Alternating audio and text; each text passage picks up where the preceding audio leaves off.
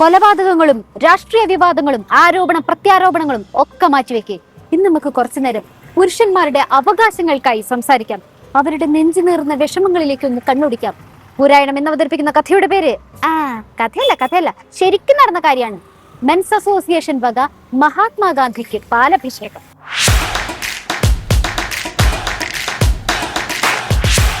പുരുഷന്മാരെ, ഇത് നിങ്ങൾക്ക് വേണ്ടിയുള്ള എപ്പിസോഡാണ്. ബാലാവകാശ കമ്മീഷൻ ഉണ്ട്, വനിതാ കമ്മീഷൻ ഉണ്ട്, യുവജന കമ്മീഷൻ ഉണ്ട്, മനുഷ്യാവകാശ കമ്മീഷൻ ഉണ്ട്. പുരുഷന്മാർക്ക് മാത്രം ചോദിക്കാനും പറയാനും ആരുമില്ല എന്ന് നിലവിളിക്കുന്നവരുടെ കരച്ചിൽ ഒരാൾ കേട്ടിട്ടുണ്ട്. സാക്ഷാൽ മെൻസ് അസോസിയേഷൻ. നിങ്ങളുടെ കരച്ചിൽ അവർ കേട്ടു. പുരുഷ കമ്മീഷൻ ഓൺ ദ വേ ആണ് മക്കളെ. കഴിഞ്ഞ 10 വർഷത്തിൽ കൂടുതലായി മെൻസ് കമ്മീഷൻ വരണമെന്ന് പല വേദികളിലും പറഞ്ഞിട്ടുണ്ട്. പക്ഷേ അത് വ്യക്തമായിട്ട് യഥാർത്ഥം പറഞ്ഞാൽ അത് സമൂഹം ഏറ്റെടുത്തില്ല എന്നുള്ളതാണ് സത്യം. അതെന്ത് കഷ്ടാണല്ലേ. 1-2 വർഷമല്ല, 10 വർഷമാണ് ഈ പുരുഷ കമ്മീഷന് വേണ്ടിയിട്ട് പിന്നാലെ നടന്നത്. എന്നിട്ട് ഈ സമൂഹത്തിൽ ഒരാൾ പോലും അത് മൈൻഡാക്കിയില്ല. ഈ സമൂഹം അങ്ങനെയായി പോയി ചേട്ടാ. അനാവശ്യ കാര്യങ്ങളൊന്നും ഇവിടെ ആരും പ്രോത്സാഹിപ്പിക്കില്ല. എന്ത് കഷ്ടാണ്. പല കലാകാരന്മാരെയും കലാകാരികളെയും ഈ നമ്മുടെ സംഘടനയിലെ ഓരോ പ്രോഗ്രാമിനും ഞാൻ ഉദ്ഘാടനത്തിന് വേണ്ടി വർഷങ്ങളായിട്ട് വിളിക്കുന്നുണ്ട്. പക്ഷെ ഒരൊറ്റ ആള് പോലും വന്നിട്ടില്ല എന്നുള്ളതാണ് സത്യം. ഇവിടുത്തെ നാട്ടുകാര് മാത്രല്ല, കലാകാരന്മാരും കലാകാരികളും ഒക്കെ അവരെ തഴഞ്ഞുത്രേ. So sad. ഡിസാസ്റ്റർ ലൈഫ് തന്നെ. പക്ഷെ വിഷമിക്കണ്ട, നിങ്ങൾ പുരുഷന്മാരെ എല്ലാ കാലത്തും അങ്ങനെ വിഷമിപ്പിക്കാൻ പറ്റില്ല എന്നറിയാം. ഒരു സർപ്രൈസ് ഉണ്ട്. അതങ്ങോട്ടൊന്ന് നോക്കൂ. രാഹുൽജിയുടെ വാക്കുകളിലേക്കൊന്ന് കാതോർക്കൂ. അതേപോലെ നമ്മുടെ സമൂഹത്തിലെ സ്ത്രീകൾ നമ്മളെ സപ്പോർട്ട് ചെയ്യണം. ആ സ്ത്രീകളുടെ ഒരു പ്രതിനിധിയായിട്ടാണ് ഞങ്ങൾ പ്രിയങ്ക മാഡത്തെ കാണുന്നത്. Madam please. അല്ലെങ്കിൽ പുരുഷ കമ്മീഷൻ ഇങ്ങനെ എതിർക്കേണ്ട കാര്യം എന്താണ്? വനിതാ കമ്മീഷനുള്ള സ്ഥിതിക്ക് പുരുഷ കമ്മീഷൻ വേണമെന്ന് വാദിക്കുന്നതും സ്വാഭാവികമാണല്ലോ. സ്ത്രീക്കും പുരുഷനും തുല്യനീതി എന്നുള്ളതാണല്ലോ ഇതിന്റെ ഒക്കെ ഒരു അടിസ്ഥാന കാര്യം. അപ്പൊ പിന്നെ നിങ്ങൾ അങ്ങോട്ട് പൊളിക്കുന്നേ. എൻ്റെ പേഴ്സണലായിട്ടൊരു അഭിപ്രായമാണ്, എന്തൊക്കെ പറഞ്ഞാലും ഞാൻ പുരുഷന്മാർക്ക് എന്നെക്കാൾ കുറച്ച് മുകളിൽ സ്ഥാനം എന്നും കൊടുത്തിട്ടുള്ളൂ. ജീവിതാവസാനം വരെ ഞാൻ കൊടുക്കുകയുള്ളൂ. എന്താ പറഞ്ഞേ? വ്യക്തമായില്ല. ഞാൻ പുരുഷന്മാർക്ക് എന്നെക്കാൾ കുറച്ച് മുകളിൽ സ്ഥാനം എന്നും കൊടുത്തിട്ടുള്ളൂ. ജീവിതാവസാനം വരെ ഞാൻ കൊടുക്കുകയുള്ളൂ. പുരുഷന്മാരാണല്ലോ എല്ലാ കാര്യത്തിലും മുൻപന്തിയിൽ നിൽക്കുന്നത്. അവരാണല്ലോ വീരന്മാര്. കുടുംബത്തിൽ പറഞ്ഞ സ്ത്രീകളാണെങ്കിൽ പുരുഷന്മാരുടെ അടിമയായിട്ട് ജീവിക്കാനേ ആഗ്രഹിക്കുള്ളൂ. പ്രിയങ്ക ചേച്ചി എന്തൊരു കുലീനയാണ്. പുരുഷ കമ്മീഷന് വേണ്ടി സംസാരിക്കാൻ പറ്റിയ ആള് തന്നെ. പുരുഷന്മാരെന്ന് പറഞ്ഞാൽ സ്നേഹം കൊടുത്ത് സ്നേഹം വാങ്ങാം എന്നുള്ള ഒരു അഭിപ്രായക്കാരിയാണ് ഞാൻ പറഞ്ഞു. അപ്പോഴും ഞാൻ പറഞ്ഞു, മദ്യത്തെക്കുറിച്ച് ഞാൻ പറഞ്ഞു. അതൊന്നും വലിയ തെറ്റായ കാര്യമൊന്നുമല്ല. പുറത്തു പോയി എന്തെല്ലാം കാര്യങ്ങൾ ഇവിടെ നടക്കുന്നുണ്ട്. കള്ളോ മദ്യോ എന്തുട്ടച്ച കുടിച്ച് കൂത്താടി നടന്നോന്ന്. എന്തുട്ടായാലും ഏറ്റവും അവസാനം കുറെ സ്നേഹം അങ്ങോട്ട് കൊടുത്ത് കുറെ സ്നേഹം ഇങ്ങോട്ട് വാങ്ങി, പിന്നെ അല്ലെങ്കിൽ പുരുഷന്റെ കുറെ ചവിട്ടും കുത്തും വാങ്ങി ജീവിക്കുമ്പോൾ ഒരു സുഖം ഉണ്ടല്ലോ, അത് പറഞ്ഞറിയിക്കാൻ പറ്റില്ല. എന്തായാലും പുരുഷന്റെ കാൽ കീഴിലല്ലേ സ്ത്രീയുടെ സ്വർഗ ജീവിതം എന്ന് പറയുന്നത്. നമ്മളതൊക്കെ കണ്ടറിഞ്ഞ് പ്രവർത്തിക്കേണ്ടേന്ന്. ഞാൻ പുരുഷന്മാർക്ക് എന്നെക്കാൾ കുറച്ച് മുകളിൽ സ്ഥാനം എന്നും കൊടുത്തിട്ടുള്ളൂ. ജീവിതാവസാനം വരെ ഞാൻ കൊടുക്കുകയുള്ളൂ. പിന്നെ പുരുഷന്മാരുടേതെന്ന് പറയപ്പെടുന്ന ജീൻസും ഷർട്ടുമാണ് ഞാൻ ഇട്ടേക്കണത്. പ്രശ്നമാവോ ചേച്ചി? അല്ല, ഈ കുടുംബത്തിൽ പറഞ്ഞ പെണ്ണുങ്ങൾ ഇടുന്ന പോലത്തെ ചുരിദാറും പിന്നെ മുല്ലപ്പൂവും പൊട്ടും നമുക്കില്ല. പ്രശ്നമാവോ? വസ്ത്രധാരത്തെ കുറിച്ച് കുറെ പേര് എന്നോട് ചോദിച്ചു. സ്ത്രീകൾ, ഞാനൊരു സ്ത്രീയാണ്, ഞാൻ ഇടുന്ന ഡ്രസ്സ് എൻ്റെ ഇഷ്ടത്തിനുള്ള ഡ്രസ്സാണ് ഞാൻ ഇടുന്നത്. അത് എൻ്റെ വ്യക്തിപരമായ കാര്യമാണ്.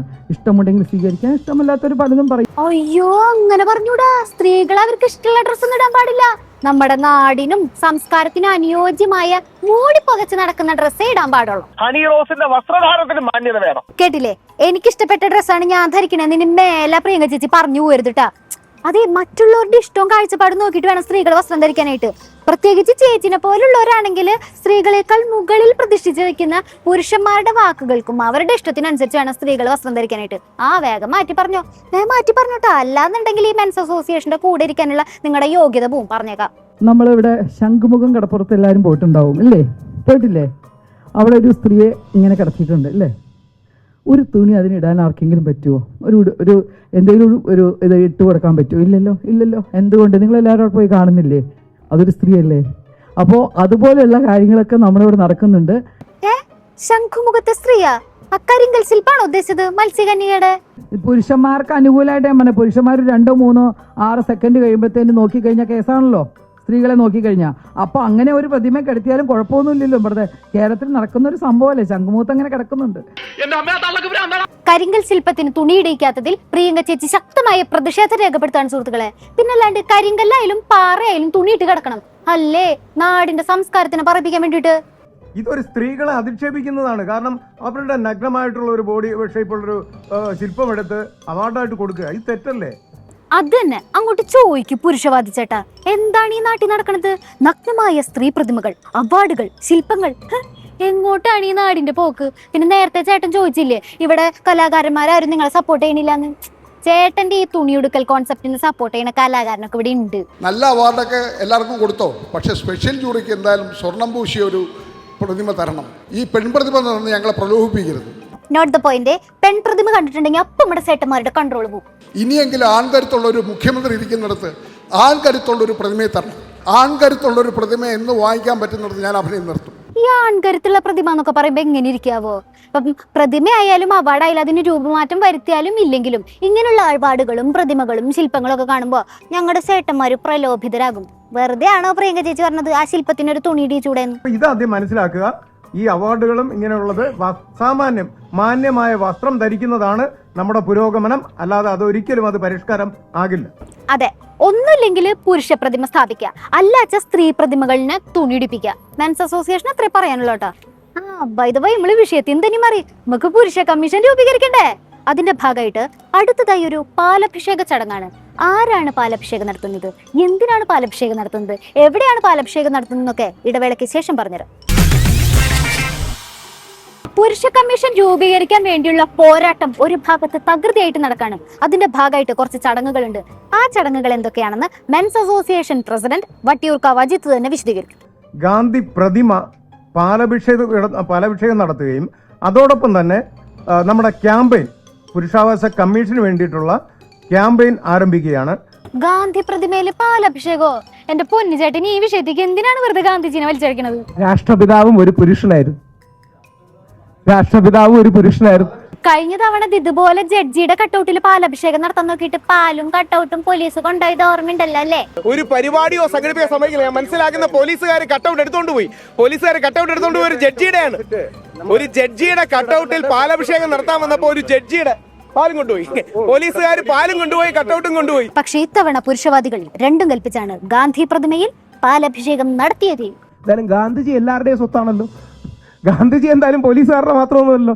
ശംഖുമുഖത്തെ ശില്പത്തില് തുണിയില്ലാത്തതിനെ പ്രിയങ്ക ചേച്ചി വിമർശിച്ചപ്പോ കൂട്ടത്തിലെ ഏതോ മാധ്യമ പ്രവർത്തകൻ ഗാന്ധിജിയുടെ കാര്യം ചോദിച്ചു. അദ്ദേഹം ഒരൊറ്റ മുണ്ടും പിന്നെ പുതയ്ക്കാനൊരു ഷാളായിരുന്നല്ലോ ഉപയോഗിച്ചുകൊണ്ടിരുന്നത്.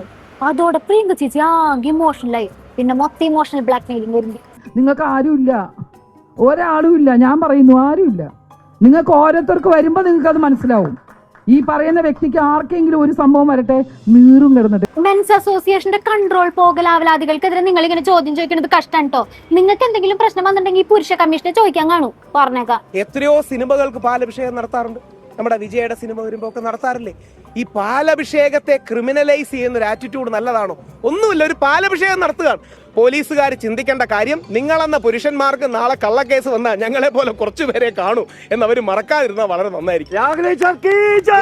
ഈ ഒരു സംഘടനയ്ക്ക് ഞാൻ എല്ലാവിധ ഐശ്വര്യവും ഇത് മുന്നോട്ട് വളരെ ശക്തമായി നിങ്ങൾക്ക് നേടിയെടുക്കാവുന്ന എല്ലാ കാര്യങ്ങളും നിങ്ങൾക്ക് നേടിയെടുക്കാൻ സാധിക്കട്ടെ എന്ന് ഞാൻ ദൈവത്തിനോട് പ്രാർത്ഥിക്കുന്നു. നിങ്ങൾക്ക് എല്ലാവർക്കും നല്ല തരട്ടെ. നമസ്കാരം. അപ്പൊ ഇനി ആളും ആരവവും പാലും കട്ടൗട്ടുമായി പാലഭിഷേകം.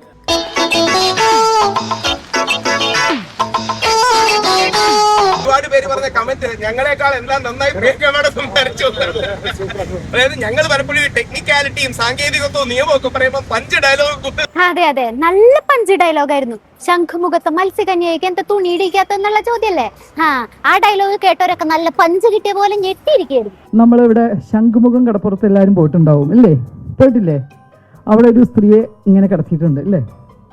ഒരു തുണി അതിനിടാൻ ആർക്കെങ്കിലും പറ്റുമോ?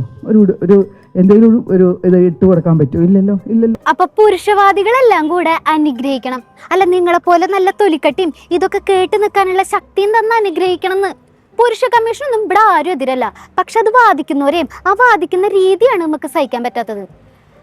എന്തൊക്കെ ദുരന്തങ്ങൾ അഭിമുഖീകരിച്ചത് നമ്മളെ കൊണ്ട് ഇതും പറ്റുന്നേ.